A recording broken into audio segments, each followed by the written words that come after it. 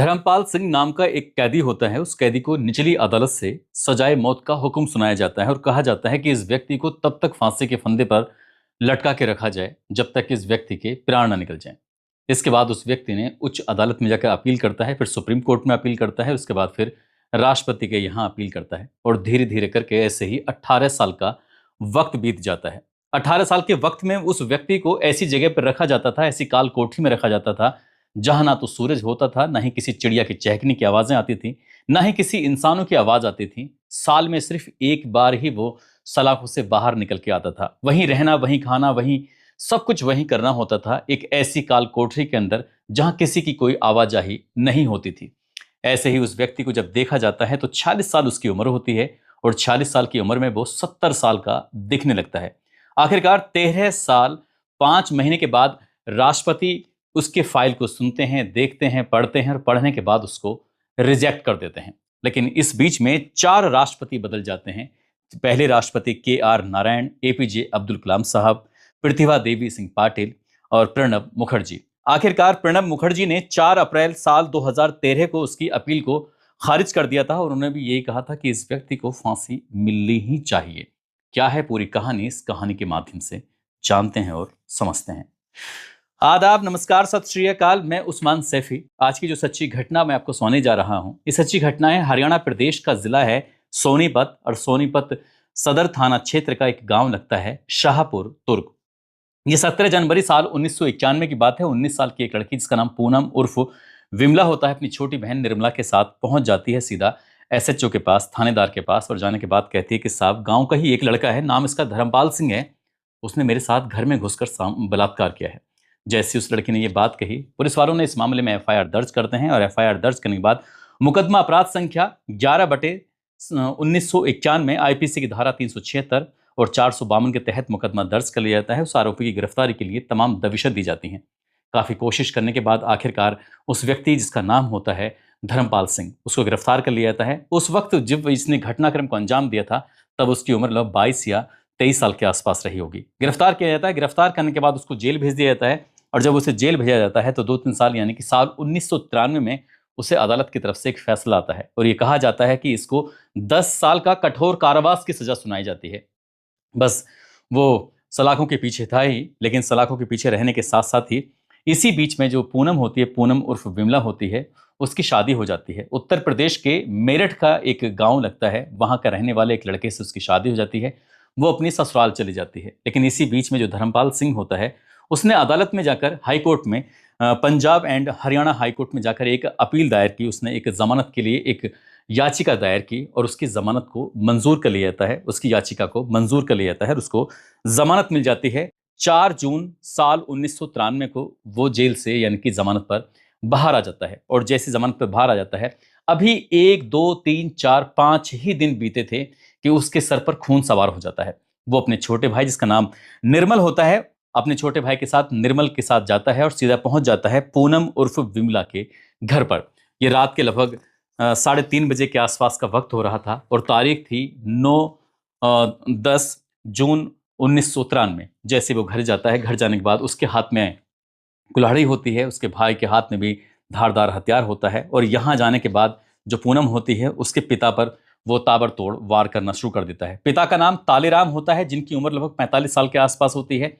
मां ने भागकर किसी तरकीब से जान बचाने की कोशिश की, वो गली से बाहर निकल जाती है, लेकिन कातिलों ने उसे पकड़ा। पकड़ने के बाद उस पर भी एक के बाद एक कुल्हाड़ी से वार करना शुरू कर दिया। इसी बीच में जो पूनम होती है, पूनम की जो बहन थी छोटी, जिसका नाम नीलम होता है, जिसकी उम्र लगभग 17 साल के आसपास होती है, उसने भी अपनी जान बचाने की तमाम कोशिशें की, लेकिन उसको भी जान बचाने का मौका नहीं मिलता है। और जब यह कत्लेआम हो रहा था तो इनकी चीखें दूर दूर तक सुनी जा रही थी, लेकिन किसी के अंदर इतनी हिम्मत नहीं थी कि वो पास में आए और आकर बचाने की कोशिश करे। पूनम का भाई होता है, जिसकी उम्र लगभग 10 साल के आसपास होती है, नाम उसका प्रवीण होता है।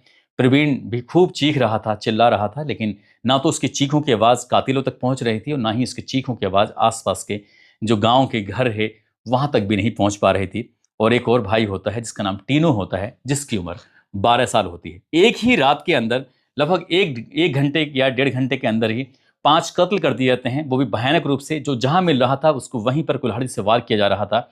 वो बचने की तमाम कोशिशें कर रहे थे, लेकिन कुछ भी हासिल नहीं हो रहा था और कातिल ने उनको पकड़ने के बाद खींचता हुआ, घसीटता हुआ सबको एक जगह लाकर लाशों का ढेर लगा देता है। 5 लाशें थीं। अब यहाँ से ये जानकार बताते हैं, आसपास के लोग बताते हैं, मीडिया की रिपोर्ट बताती है कि इस लड़की तक खबर पहुंच जाती है जिसका नाम पूनम होता है। तो पूनम अपने जब पति के साथ मौके पर पहुंचती है, मौके पर आने के बाद फिर गांव में जब अपने एक बहन को, 2 भाइयों को, माता और पिता को मरा हुआ देखती है, उनको बहुत बुरी तरह से कटा हुआ देखती है, तो उसके बाद फिर गांव के लोगों से हाथ जोड़ते हुए, रोते हुए, गिड़गिड़ाते हुए अपील करती है कि मेरे साथ थाने चलो और एफआईआर दर्ज करा दो, ताकि हम इनका पोस्टमार्टम करा सकें या और कार्रवाई करा सकें। लेकिन गांव के अंदर शायद किसी में इतनी हिम्मत नहीं थी कि इस मामले में कुछ कदम उठाते या कुछ बात करते। आखिरकार वो लड़की अकेले ही थाने पहुंच जाती है और थानेदार होते हैं उस वक्त चमन लाल। चमन लाल के पास जैसी ही सूचना पहुंचती है तो बड़ी संख्या में फोर्स मौके पे पहुंच जाती है, गांव में आ जाती है। और गांव में आने के बाद सभी लाशों को कब्जे में लेने के बाद पोस्टमार्टम के लिए भेजा जाता है और पता चलता है कि एक एक व्यक्ति को कई कई बार कुल्हाड़ियों से, कई कई बार किसी धारदार हथियार से वार किए गए थे। आखिरकार ये मामला फिर अदालत पहुंच जाता है। अदालत में जाने के बाद तारीख पर तारीख पढ़ना शुरू हो जाती हैं और ऐसी ही एक तारीख आती है 5 मई साल 1997 में। सोनीपत की जिला अदालत से ये फैसला सुनाया जाता है कि इन दोनों भाई यानी कि निर्मल सिंह और जो उसका बड़ा भाई होता है जिसका नाम धर्मपाल सिंह होता है, इनको आईपीसी की धारा 302 के तहत सजाए मौत का हुक्म सुनाया जाता है और इन्हें तब तक फांसी के फंदे पर लटका कर रखा जाए जब तक क्या इनके प्राण ना निकल जाए। इस तरह की बात थी। आखिरकार इन्हें मौका मिलता है। दोनों भाई फिर हाई कोर्ट में जाकर अपील करते हैं और हाई कोर्ट भी इस निचली अदालत के फैसले को पूरी तरह से बरकरार रखता है और इस फैसले को बरकरार रखने के बाद इन्हें फिर एक और मौका मिलता है सुप्रीम कोर्ट में अपील करने का। जब सुप्रीम कोर्ट में अपील करते हैं तो 18 मार्च 1999 को सुप्रीम कोर्ट की तरफ से भी एक फैसला आता है और फैसले में कहा जाता है कि जो निर्मल की जो सजा है उसको आजीवन कारावास में तब्दील कर दिया गया है, बदल दिया गया है, क्योंकि वो उसका कोई पुराना आपराधिक रिकॉर्ड भी नहीं पाया गया था और ना ही कोई उसकी ऐसी कोई दुश्मनी थी और वैसे भी उसका इसमें पूरे मामले में प्रत्यक्ष रूप से सीधे सीधे कोई हस्तक्षेप नहीं था, बल्कि अप्रत्यक्ष रूप से जो बात सामने आती है, इसलिए उसकी फांसी की सजा को उम्र कैद में यानी कि आजीवन कारावास में बदल दिया जाता है। लेकिन धर्मपाल सिंह पर कोई रहम नहीं था, कोई राहत नहीं थी और उसकी फांसी की सजा को बरकरार रखा जाता है। ऐसे ही फिर से आगे वक्त बढ़ने लगता है। उसने 7 फरवरी साल 2000 की बात है, धर्मपाल ने राष्ट्रपति के यहाँ पर अपील कर दी और अपील करने के बाद उसने अपनी सजा को यानी कि फांसी की सजा को कम कराने के लिए मांग की कि मेरी सजा को कम कर दिया जाए। उस वक्त वो जवान ही था जब वो जेल गया था पहली बार, तब वो लोग 22-23 साल के आसपास का। जब दूसरी बार वो जेल जाता है, क्योंकि उसने 2-4 दिन ही, वो 5 दिन ही बाहर रहता है, उसके बाद फिर से जेल जाता है, तब उसकी उम्र लगभग 25 साल के आसपास हो जाती है। इस बीच में KR नारायण राष्ट्रपति होते हैं, लेकिन उन्होंने इस फाइल को देखा भी नहीं, उनके पास तक ये फाइल पहुंची भी नहीं है। क्या बात रही होगी, टेक्निकल बातें हो सकती हैं।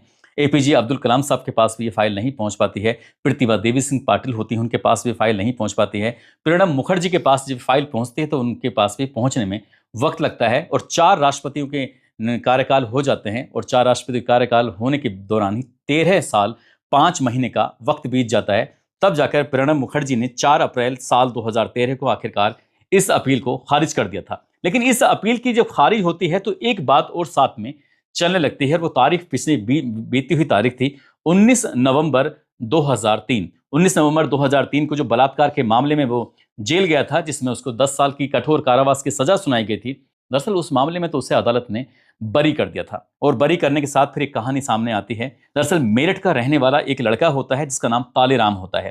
तालेराम मेरठ के ही किसी गांव का रहने वाला होता है। वो खाने कमाने के इरादे से पहुंच जाता है सोनीपत के इस जो सदर इलाका है, उसका गांव लगता है शाहपुर तुर्क, और शाहपुर तुर्क में एक ऐसे व्यक्ति के पास पहुंच जाता है जिसका नाम नाथन होता है। नाथन बिल्कुल अकेला होता है, उसके परिवार में कोई नहीं था, उसका सगा कोई नहीं था, खानदान में तो उसके थे, लेकिन उसके पास 4 एकड़ जमीन होती है, साथ ही उसके पास एक घर होता है। जैसे वो नाथन इस लड़के को देखता है, तालेराम को देखते ही उसे कहता है कि अगर तुम्हें कोई ऐतराज ना हो तो मैं तुम्हें अपना बेटा बनाना चाहता हूं, मैं तुम्हें गोद लेना चाहता हूं। इस तरह की बात थी। तालेराम ने कहा मुझे तो साहब कोई ऐतराज नहीं है। तो इस यहाँ पर ये तालेराम इस नाथन के घर में रहना शुरू कर देता है और ये फिर वक्त आगे बढ़ने लगता है। तभी नाथन ने तालेराम की एक लड़की जिसका नाम कृष्णा होता है, कृष्णा से वो शादी करवा देता है। और जैसे कृष्णा से शादी होती है तो कृष्णा को फिर 3 लड़कियां पैदा होती हैं और 2 बेटे पैदा होते हैं। यदि हम 3 बेटियों की बात करें तो सबसे बड़ी वाली बेटी का नाम निर्मला होता है, दूसरी बेटी का नाम पूनम उर्फ विमला रखा जाता है, तीसरी बेटी का नाम नीलम रखा जाता है और 2 बेटे होते हैं, एक का नाम टीनू होता है और 5वें बच्चे का नाम होता है परवीन। 2 बेटे 3 बेटियां होती हैं। इस घर में सब कुछ ठीक ठाक चल रहा था, लेकिन इस जो नाथन के एक परिवार के ही सदस्य होते हैं, जिनमें धर्मपाल और भी कई परिवार के लोग होते हैं, उन्हें इस बात से ऐतराज था कि जमीन को लेकर जो झगड़ा था, 4 एकड़ जमीन थी, घर था, इस बात को लेकर आपस में विवाद था। और बताने वाले ऐसा बताते हैं कि ये बलात्कार का जो मुकदमा लिखवाया गया था साल 1991 में, थाने में जाकर खुद पूनम जाती है कि मेरा साहब इसने बलात्कार किया, घर के अंदर घुसा और इसने ये सब काम किया धर्मपाल ने।